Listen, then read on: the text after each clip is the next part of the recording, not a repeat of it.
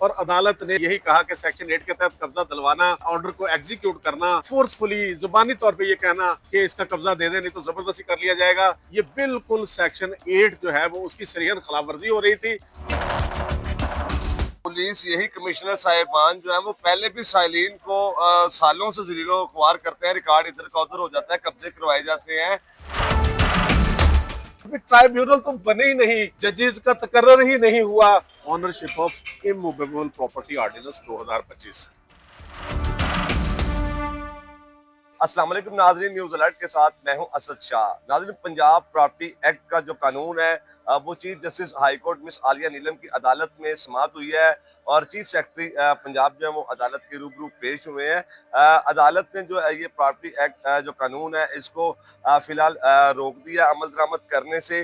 जो कमिश्नर साहिबान है जिन्होंने कब्जे दिलवाए हैं उन कब्जों के खिलाफ भी अदालत ने कहा है कि ये किस तरह कब्जे दिलवाए गए। ये तो जाती उम्रा भी कल को जा सकता है इस कानून के तहत। और इस हवाले से क्या सारी सूरत हाल है, ये कानून कानूनी तौर पे किस तरह होना चाहिए, इसमें क्या अमेंडमेंट्स होने चाहिए, और अदालत ने आज क्यों इतने सख्त रिमार्क्स दिए हैं। सीनियर कानूनदान मौजूद हैं, जानते हैं। अस्सलाम वालेकुम कंबो साहब। जी वालेकुम। कंबो साहब, ये कानून पहले आया, बड़ा शोर मचा, हरकत में भी आया, लोगों को प्रॉपर्टीज भी दिलवाई गई। आज हाई कोर्ट ने चीफ जस्टिस साहिबा ने होल्ड कर दिया, ये क्या मामला है? जी बिस्मिल्लाहिर्रहमानिर्रहीम।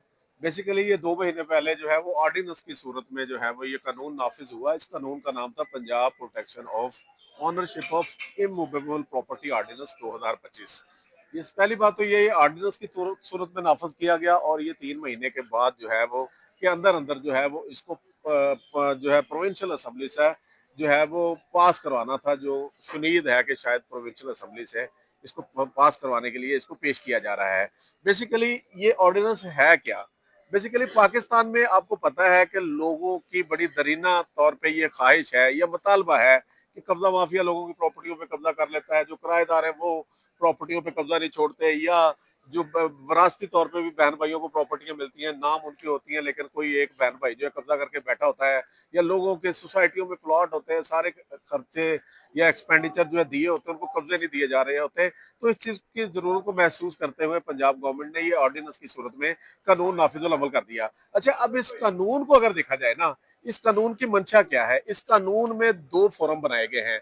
सेक्शन 8 के तहत जो है वो डिस्प्यूट रेजोल्यूशन कमेटी बनाई है, जिसमें जिले का डिप्टी कमिश्नर है, असिस्टेंट कमिश्नर है, एडिशनल कमिश्नर रेवेन्यू है, डिस्ट्रिक्ट पुलिस ऑफिसर है, एसडीपीओ है और कोई एक रेवेन्यू अफसर उसमें डाल लिया जाता है। अच्छा, अब जो डिस्प्यूट रेजोल्यूशन कमेटी है सेक्शन 8 के तहत उसका डोमेन या उसका इख्तियार जो है प्योरली जो है वो एक फैक्ट फाइंडिंग कमेटी, एक इन्वेस्टिगेटिंग अदारा, या जो है वो एक जो है वो रिकॉर्ड की छानबीन करके तफ्तीश करके दोनों पार्टियों को सुन के उनके केस को जो है वो रेफर करना है जो स्पेशल ट्राइब्यूनल है प्रॉपर्टी के तो केसेस को डील करने वाला। ये रेफर पहले भी होते आ रहे थे। बात ये है कि यही पुलिस यही कमिश्नर साहिबान जो है वो पहले भी साइलिन को सालों से जलीलो ख्वार करते हैं, रिकॉर्ड इधर का उधर हो जाता है, कब्जे करवाए जाते हैं। इसी कानून का इस्तेमाल करते हुए जिसकी दरखास्त पहले चलेगी उसको दूसरे फरीक को कॉल जाती है, जैसे कि अदालत ने कहा है कि आप हाजिर हो नहीं तो आपके घर पे कब्जा जो है वो कर लिया जाएगा, करवा दिया जाएगा।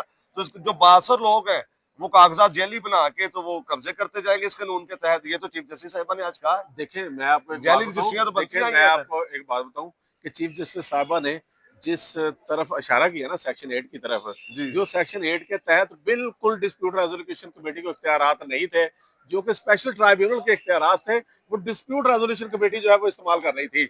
इससे पहले भी जो है जस्टिस अरशद नदीम साहब जो हैं वो मुल्तान बेंच में जो है वो उन्होंने एक फैसला दिया, इसमें डिटेल जजमेंट दी है, जिसमें उनके सामने जो है वो सेक्शन 8 सेक्शन 9 को जो है वो चैलेंज किया गया था, जिसमें सेक्शन 8 में डिस्प्यूट रेजोल्यूशन कमेटी के जो इख्तियारात हैं, जिसमें कहा गया था कि डिस्प्यूट रेजोल्यूशन कमेटी को सिविल कोर्ट के इख्तियारात दे दिए गए हैं।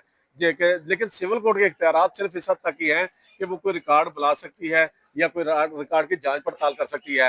लेकिन सिविल लेकिन कोर्ट की अब वही तरह बात है कि सिविल कोर्ट जो है उसके इख्तियारात अगर हजफ करके तो इन लोगों को दे दिए जाएंगे तो फिर सिविल किधर जाएगा? देखिए जी, बात ये है देखिए जी, उस कि उस फैसले में ना तीन चीजों की तरफ इशारा किया गया है कि एक तो डिस्प्यूट रेजोल्यूशन कमेटी का जो फोर्सफुली कब्जे दिलवाने का जो इख्तियार डिस्प्यूट रेजोल्यूशन कमेटी इस्तेमाल कर रही है वो सेक्शन 8 के तहत बिल्कुल नहीं है।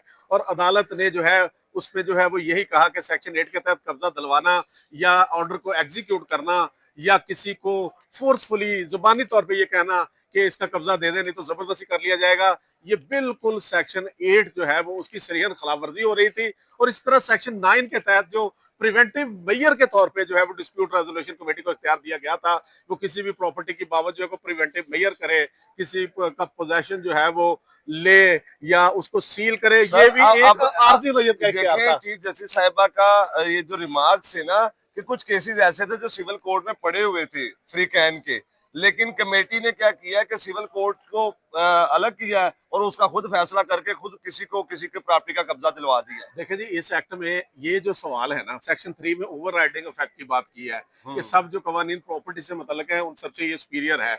अब ये बात chief justice Lahore high court की बिल्कुल दुरुस्त है कि जो मामला सुप्रीम कोर्ट में पेंडिंग है, हाई कोर्ट में पेंडिंग है, सिविल कोर्ट में पेंडिंग है, अब उन मामलात की बाबत अगर डिस्प्यूट रेजोल्यूशन कमेटी जो है वो अदालत बन के लोगों को कब्जे दिलवा रही है, तो ये जो है वो इंडिपेंडेंस ऑफ जुडिशरी की जो है वो तौहीन है या इंडिपेंडेंस ऑफ जुडिशरी पे हमला है। लेकिन मैं आपको एक बात बताऊं, अगर सेक्शन 8 के तहत जो इख्तियारात हैं ही नहीं वो अगर कमेटी इस्तेमाल कर रही है, बेसिकली इस एक्ट की मंशा क्या है कि सेक्शन 15, 16, 17 के तहत जो ट्राइब्यूनल है ना, ये सारे इख्तियारात उसके हैं, सारी डे टू डे प्रोसीडिंग उसकी है, कहीं पे अगर स्टे नहीं हो सकता तो उसकी प्रोसीडिंग के खिलाफ नहीं हो सकता। लेकिन अनफॉर्चुनेटली कि वो सेक्शन 15, 16 के तहत जो ट्राइब्यूनल है उसको तो आज तक बहाल ही नहीं किया।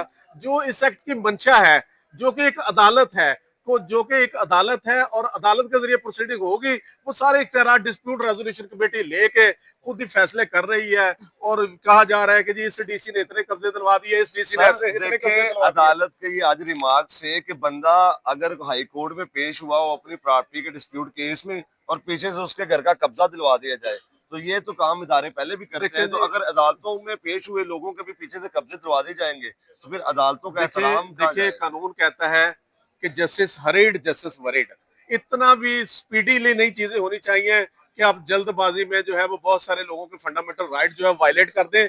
इसी तरह जस्टिस डिलेड जस्टिस डिनाइड, ये भी कोई हल नहीं है कि 20-20 साल लोगों के केसों का फैसला नहीं होना चाहिए हो। Basically chief justice Lahore high court ने जो आज इस चीज पे नोटिस लिया है और इस एक्ट को स्टे किया है, तो मैं समझता हूं कि जो इस एक्ट के अंदर खामियां हैं chief justice Lahore high court ने वो पॉइंट आउट की है। अभी उस पर फुल बेंच बना है, वेलफेयर है, अदालतें जो कवानीन बनती हैं उनकी इंटरप्रिटेशन अवाम के मफाद में करती हैं।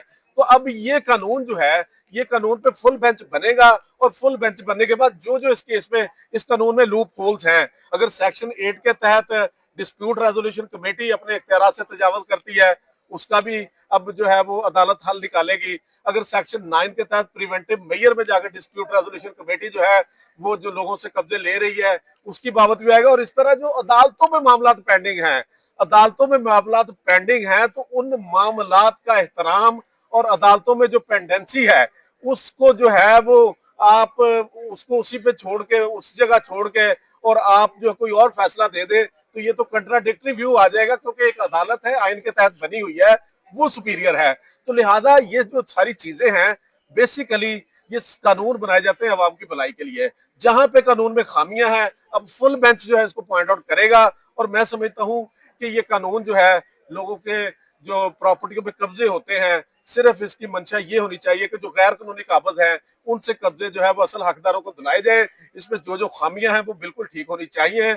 और इसमें मैं समझता हूं कि ये बहुत अच्छा किया chief justice Lahore high court ने कि शुरू में ही इस कानून के जो है वो इम्प्लीमेंट हुआ है, तो इसकी खामियां पॉइंट आउट हुई हैं। और ये जब खामियां पॉइंट आउट हो के आई होप कि ये एक अच्छा रिफाइंड कानून बनेगा और इससे अवाम नास को जो एक आखिरी सवाल है कि इस कमेटी ने जो फैसले कर दिए हैं और घर से बैठे लोगों को उठा के किसी को कब्जा दिलवा दिया है, वो फैसले कहाँ पे स्टैंड कर रहे हैं? देखिए चीफ जस्टिस साहिबा ने कैटेगोरिकली फरमा दिया है कि ये पोजेशन रिस्टोर हो जाएंगे, जिनसे जो है वो कमेटी ने जबरदस्ती दिलवाए हैं, क्योंकि कमेटी का इख्तियार नहीं है कब्जा दिलवाना। अगर एमिकेबली भी कमेटी लोगों के दरमियान डिस्प्यूट सेटल करवाती है तो वो कब्जा भी जो स्पेशल ट्राइब्यूनल है उससे मोहर लगवा के और उससे अप्रूव करवा के जो पार्टी को दिलवाया जा सकता है। यहाँ तो सेक्शन 8 में जो कब्जा दिलवाने का इख्तियार ही नहीं है, वो इख्तियारात इस्तेमाल किए गए। अगर एमिकेबली भी सेटल करवा के हुआ है तो वो ट्राइब्यूनल से मोहर नहीं लगवाई गई। अभी ट्राइब्यूनल तो बने ही नहीं, जजेस का तकर्रर ही नहीं हुआ। तो मैं समझता हूं कि इस ऑर्डिनेंस या एक्ट की मंशा क्या है कि ट्राइब्यूनल के जरिए, अदालत के जरिए जो है वो चीजों को एक्सपेडाइटली किया ताकि इस जाए। फैसले के यहाँ खिलाफ जो ऊपर जाने का हक हो तो जी, सही दरख्वास्त दी जा लेकिन सकती है। यहाँ पे क्या हुआ, अमली तौर पे डिस्प्यूट रेजोल्यूशन कमेटी को ही सारा कुछ बना दिया और जो ट्राइब्यूनल है उसको फंक्शनल होना, उसका बहुत फाल शुक्रिया होना जज। और उसके जरिए मामला होना बहुत जरूरी है। बिल्कुल चीफ जस्टिस लाहौर हाईकोर्ट में सालिया नीलम साहिबा ने इस पे फुल बेंच जो है वो कोर्ट बना दिया है। इस कमेटी का जो कवानीन है उसको भी होल्ड कर दिया गया और ये भी कहा गया कि जो फैसले भी कमेटी ने किए हैं जो है वो रिव्यू किए जाएंगे। ये जो कानून है ये मुकम्मल तौर पर इसको देखने की जरूरत है क्योंकि ये आम आदमी की सहूलत के लिए होना चाहिए, ना कि उसी तरह अवाम परेशानी में मुब्तला रहे कि जो ताकतवर है वो कागजात बना के कमेटी में जाए और जो है वो कब्जे लेना शुरू कर दे। वीडियो को लाइक शेयर कमेंट करना ना भूलिएगा। अल्लाह हाफिज।